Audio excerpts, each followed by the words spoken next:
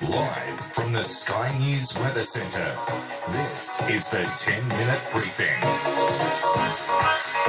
Good morning, you're joining us live on the 10-minute briefing on Sky News Weather. I'm Charlotte Mortlock and we're joined by our Chief Meteorologist, Tom Saunders. And on the briefing this morning, well, finally it is raining across southern Australia. We have the first northwest cloud band of the year. We've already had over 10 millimetres through some inland parts of South Australia. There's more rain on the way. We're going to get to the forecast total shortly. Firstly, a shot from Blacktown this morning. Beautiful colours in the sky, Charlotte, as you often see when you have a little bit of cloud. It always makes for the best sunrises and sunsets. Absolutely. Certainly a picture-perfect moment there. No shortage of photos coming through on Instagram and Twitter of the sunrises across Sydney this morning. Now let's take a look at that northwest cloud band that we have been speaking about this morning. It's a beautiful sight. Here it is on the satellite. Now we call them northwest cloud bands because they stretch from the northwest all the way down to southeastern Australia. Now this is the first time we've had one in 2018, and at this time of year this is really the only hope that inland farmers have of picking up rain. Now we've already had solid falls in South Australia, but that cloud has thickened up through southern New South Wales and Victoria.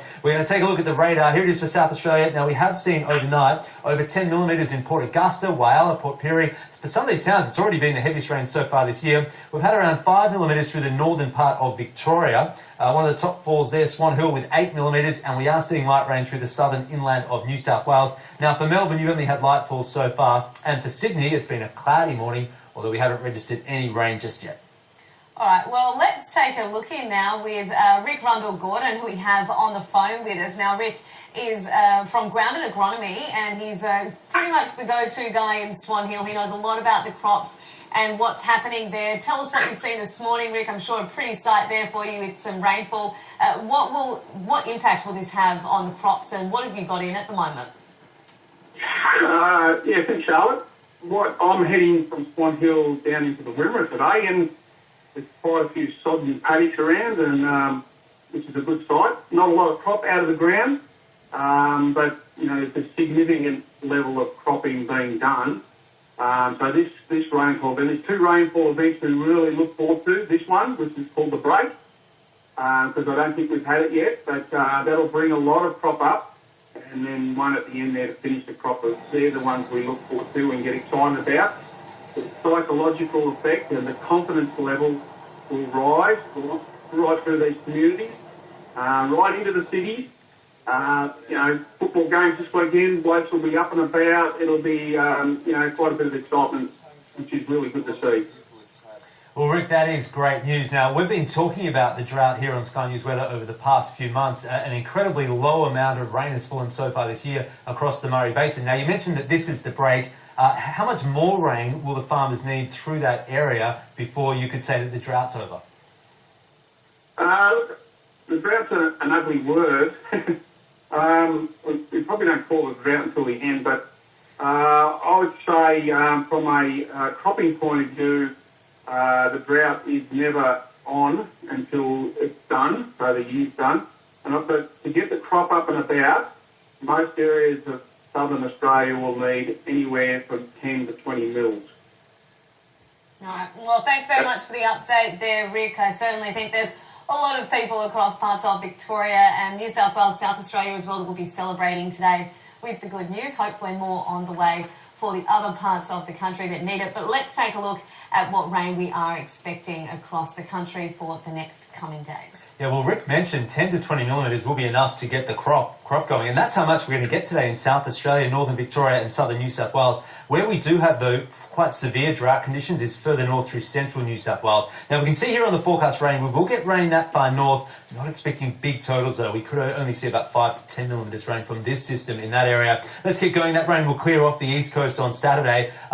Just briefly dry weather on Sunday for most of southeastern Australia, but then Charlotte, another rain band moving in on Monday and Tuesday. There it is. That looks good. It looks juicy, doesn't it? The dark green shading. I think I saw some red there for a second, and then perhaps even a third rain band coming through around Thursday next week. Let's put it all together over the next 8 days. It's 25 to 50 millimetres southern New South Wales, northern Victoria, and many agricultural parts of South Australia. I mean, and that is easily the heaviest rain we've had so far this year. And of course that very darker shading shows over 50 millimetres around the alpine areas. So those areas that you can see like Burke and Moree that are right up into the northern tablelands in the northwest of New South Wales, as Rick said, 10 to 20 millimetres was sort of enough for some areas, but how much would those places need?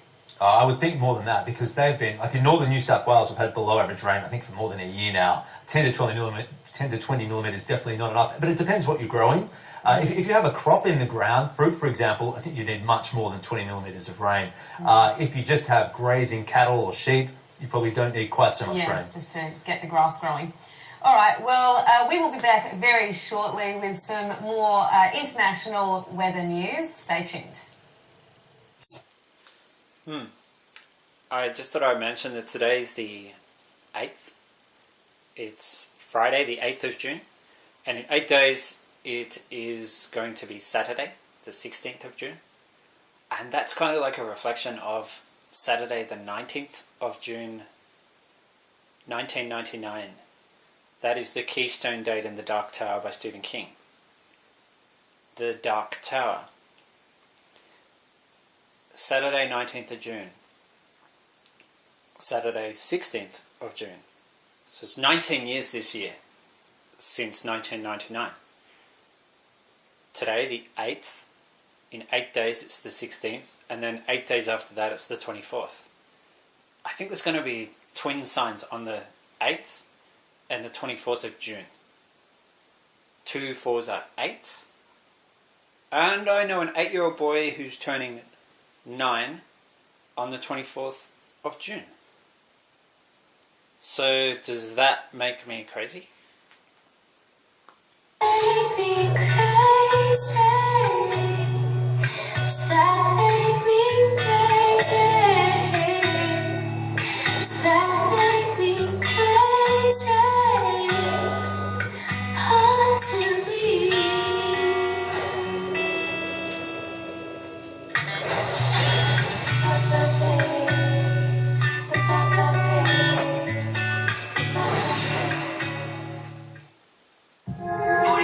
Later, police remain on the hunt for the Wentworth escapees. No matter what, we're in this together. Does that make me crazy? Does that make me crazy? Zero ready to find Ferguson, and she'll be back. Wentworth, the new season, begins Tuesday, June 19 on Showcase. Well, of course, it is the official start of the ski season. Very exciting, but it doesn't look so good. Yeah, very exciting as long as you're not going down this weekend because you're going to turn up and there's not going to be any snow on the ground. Now, that's actually quite common at this time of year. Just below half of the season start with no natural snow. And as we can see, this shot from Perisher was taken only 20 minutes ago. There is clearly no natural snow on the ground. It's actually snowing right now at the top of the mountain. You can just briefly... A little tiny bit. Yeah, just at the top there, but obviously not enough to ski or snowboard on. Now, normally the resorts will make snow in the lead up to the season. However, it hasn't been cold enough overnight even to make snow. So I don't think they're going to be running any of the lifts for skiing or snowboarding this weekend, but it's a bit of a party atmosphere. Not many, let's say, keen skiers and snowboarders actually go down at this time of year. It's interesting to see how you worded that. Let's take a look now. We do have some international world news, of course. It's been quite a volatile few weeks with volcanoes, not only in Hawaii with Kilauea, but also this volcano that we've seen in Guatemala erupted around 72 hours ago, and around 100 people have now died from this fatal eruption. The problem now is obviously with every hour that passes, the hope of finding survivors is pretty slim, and 72 hours is quite a long time since that eruption, but of course the risk remains of lava as well. Certainly does, because often these eruptions, they don't just last for a couple of days, they last weeks, they last months on occasion. The main threat to human life is the explosion here you're seeing. So the explosion of rock, of smoke, even pulverized glass, and it's obviously very dangerous to breathe in. And when you get pyroclastic flows, which is like an avalanche, but not a snow, of pulverized rock, that often leads to most of the fatalities. Lava, not so much of a risk to human life, but definitely a risk to property. In layman's term, can you explain why we see glass? Well, you have pulverized rock, but even sand perhaps coming up from the ground. Maybe it's sandstone, and if that gets hot enough, it does turn into tiny, tiny bits of glass. And then people inhale that. Yeah, which is extremely dangerous. Plus, the other threat is that it's very hot. It's about 800 degrees what comes out of those volcanoes, and obviously that's hot enough to cause a few problems. All right, well, let's take a look closer to home now on what we are expecting for the forecast across Australia. So for Queensland today, we are seeing just the odd shower along the coastline. Definitely that rainfall will not be as heavy as what we've seen over the last couple of days. So just the odd shower today. It will be a dry day through the inland part of Queensland. Now for New South Wales, we've got rain spreading through the western and southern part of the state today.